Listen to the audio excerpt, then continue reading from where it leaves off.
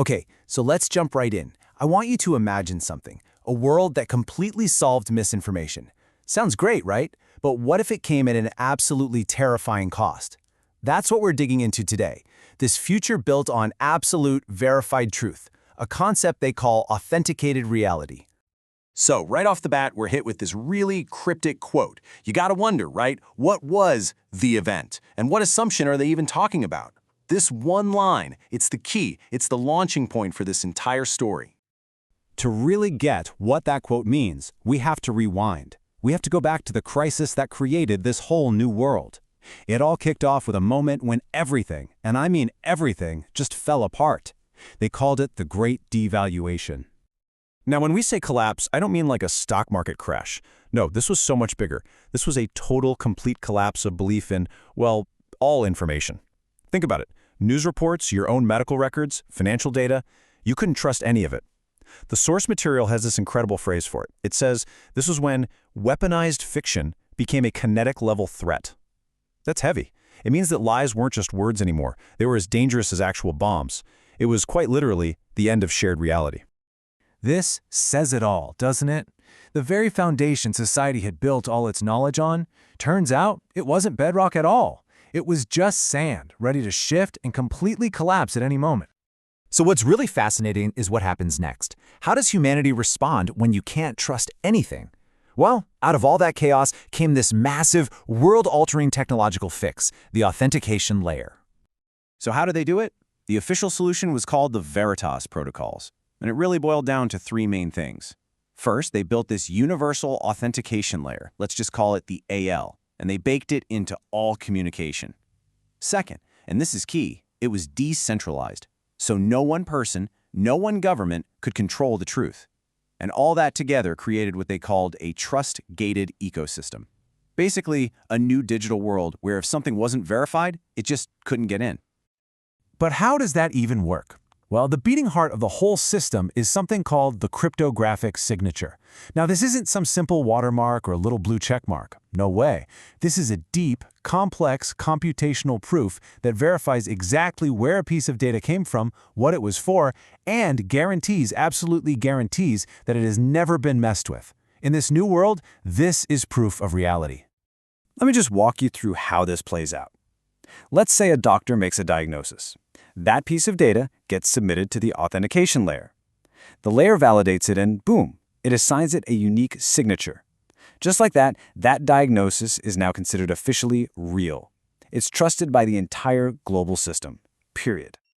But here's the thing, a system this powerful, it doesn't just change technology, it changes people. And that's where we see one of the most radical consequences of all, a brand new and totally absolute division in society. And just like that, you've got this stark new social structure, a deep, uncrossable line in the sand. On one side, you have the signed. These are the people who exist inside the system. They can get a mortgage, see a doctor, send a message that people will actually see. They're real. But then you have the unsigned. And for them, it's a totally different story. They're basically ghosts. Their words, their communications, the system just sees it as static, nothing. I mean, just let that sink in for a second. This quote is chilling. It's not just that the unsigned are at a disadvantage. It means that to the entire official world, to the entire economy, they just don't exist. Okay, so the system reshapes society, we got that, but it also went deeper. It actually reshapes the human mind itself. There turned out to be a massive psychological cost to living with absolute certainty. You know that low-level ambient anxiety we all have? That feeling of not being sure what to believe? Well, in this world, it's just gone. But what replaced it is this blind, near total faith in the technology. People pretty much stopped questioning things, because why would you? The system always had the objective, perfect answer. This process of verification, it got woven to the very fabric of daily life. The act of checking if something was real, which they called running a veritas, it became what the source calls cognitive hygiene. It was as automatic and unconscious as brushing your teeth. And this is where we get to the real paradox of the whole thing, isn't it?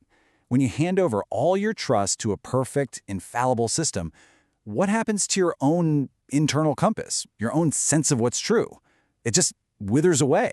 The source is super clear about this. It led directly to the atrophying of human intuition. I mean, This question really puts you right in their shoes. Seriously, why would you ever trust a vague gut feeling when you could just consult the oracle, the global consensus, and get a perfect, computationally proven answer in a split second? You just wouldn't. So this erosion of our own intuition, our own gut feelings, it leads us to the ultimate trade-off of this new world, to what the source material calls the gilded cage of truth. Stable but rigid. Immune but brittle. That phrase just perfectly captures it. Society is stable, yeah. It's safe from all the lies and misinformation that nearly destroyed the old world. But to get that safety, it became incredibly fragile in a whole new way. It can no longer bend. Now, it can only break. So this is the deal they made. The past, it was chaotic uncertainty, vulnerable to these dangerous ideas that spread like viruses. The present, it's immune to all that. But it's a predictable, gilded cage. They traded freedom and chaos for safety and control.